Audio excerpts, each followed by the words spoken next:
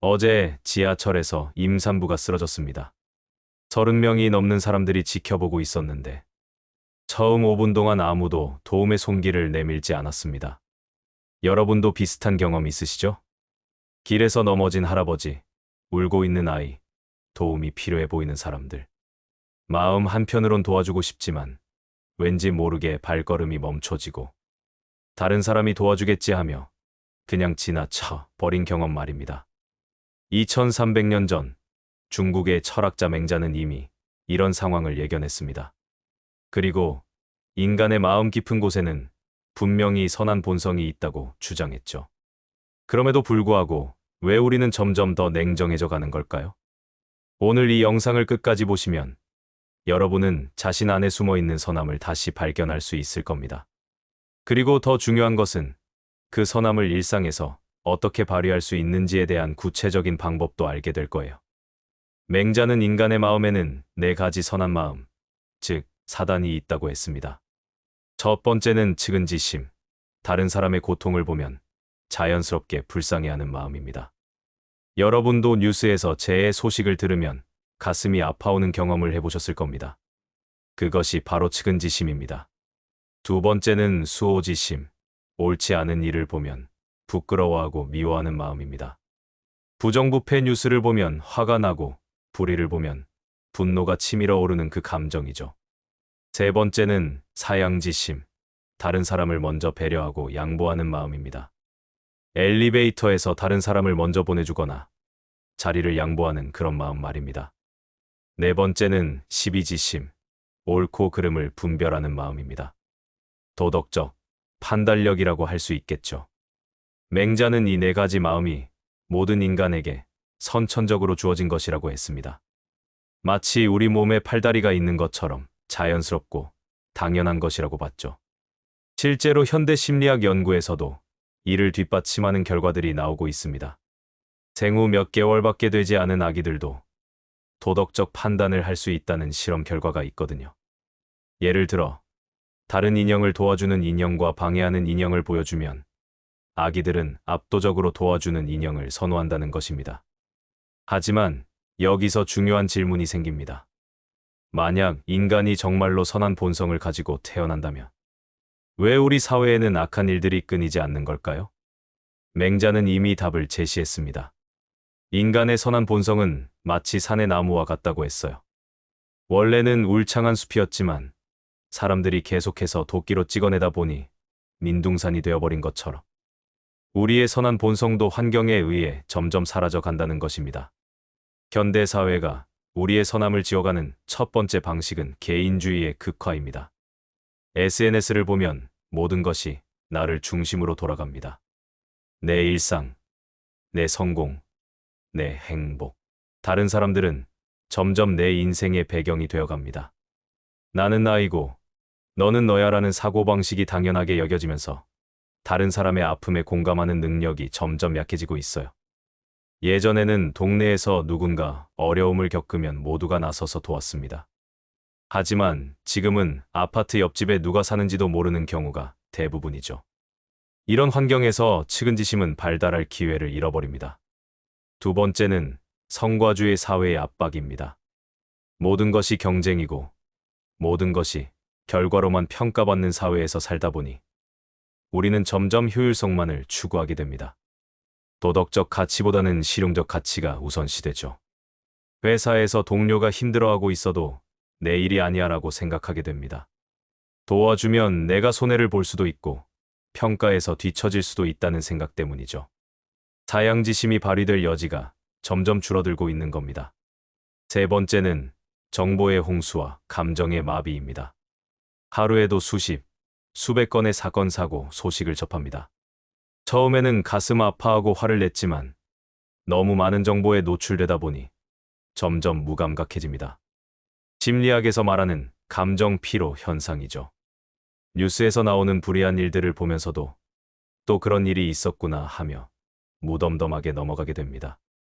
수호지심과 시비지심이 무뎌지는 거예요. 이렇게 현대사회의 구조적 문제들이 우리의 선한 본성을 조금씩 갉아먹고 있습니다. 하지만 맹자는 여기서 포기하라고 하지 않았어요. 대신 이런 환경 속에서도 선한 본성을 되찾을 수 있는 방법을 제시했습니다. 맹자는 선한 본성을 기르는 것을 양기라고 표현했습니다. 기운을 기른다는 뜻이죠.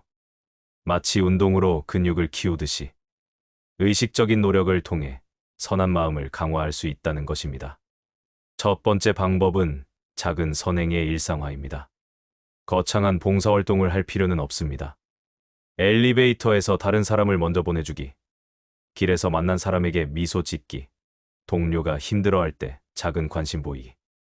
이런 작은 행동들이 측은지심과 사양지심을 되살려줍니다. 중요한 것은 이런 행동을 할 때 보상을 기대하지 않는 것입니다. 단지 이것이 옳은 일이구나라는 마음으로 하는 거죠. 처음에는 어색하고 부자연스럽게 느껴질 수 있지만 계속 실천하다 보면 자연스러운 습관이 됩니다. 두 번째 방법은 성찰의 시간 만들기입니다. 하루 10분이라도 조용한 시간을 만들어 자신의 마음을 돌아보세요. 오늘 하루 동안 어떤 생각을 했는지, 어떤 감정을 느꼈는지, 다른 사람에게 어떻게 대했는지를 차분히 살펴보는 거예요. 맹자는 이를 반성이라고 했습니다. 자신의 마음을 되돌아보는 것이야말로 선한 본성을 기르는 가장 확실한 방법이라고 봤죠. 현대 심리학의 마음챙김이나 메타인지와 비슷한 개념입니다. 이 과정에서 중요한 것은 자신을 너무 가혹하게 판단하지 않는 것입니다. 아, 내가 오늘 저 사람에게 차갑게 대했구나라고 인식하는 것만으로도 충분합니다. 그 인식이 다음번에는 더 따뜻하게 대할 수 있는 출발점이 되거든요. 세 번째 방법은 환경 바꾸기입니다. 맹자는 환경의 중요성을 강조했습니다. 맹모삼천지교라는 고사성어도 여기서 나온 거죠. 맹자의 어머니가 아들의 교육을 위해 3번 이사했다는 이야기 말입니다. 현대적으로 해석하면 의식적으로 선한 영향을 주는 환경을 만들어가는 것입니다. 부정적이고 냉소적인 콘텐츠보다는 긍정적이고 건설적인 콘텐츠를 선택하고 서로를 격려하고 도와주는 사람들과 시간을 보내는 거죠. 또한 봉사활동이나 사회공헌 활동에 참여하는 것도 좋은 방법입니다. 직접적으로 다른 사람을 도와주는 경험을 통해 측은지심이 자연스럽게 회복되거든요. 개인적인 노력만으로는 한계가 있습니다. 맹자도 정치의 중요성을 강조했어요. 여기서 정치는 단순히 권력의 문제가 아니라 사회 전체의 분위기와 시스템을 의미합니다. 교육 시스템부터 바뀌어야 합니다. 지금의 교육은 지식 전달과 성과, 측정에만 집중하고 있어요. 하지만 맹자가 말한 사단을 기를 수 있는 교육이 필요합니다. 예를 들어 협력 프로젝트를 늘리고 다른 사람을 도와주는 활동을 평가에 포함시키고 도덕적 딜레마 상황에서 토론할 기회를 많이 제공하는 것입니다. 미디어의 역할도 중요합니다. 자극적이고 부정적인 내용만 강조하는 것이 아니라 사회의 선한 면도 함께 조명해야 해요.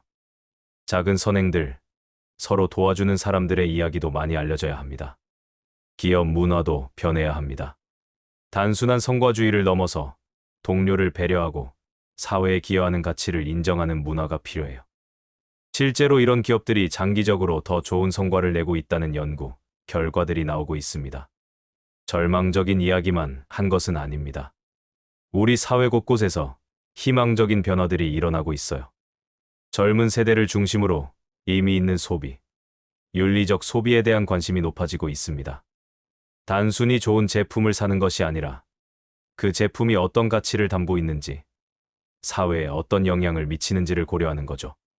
기부 문화도 변하고 있습니다. 예전에는 큰 금액을 한 번에 기부하는 것이 일반적이었다면 이제는 작은 금액이라도 정기적으로 기부하는 사람들이 늘어나고 있어요.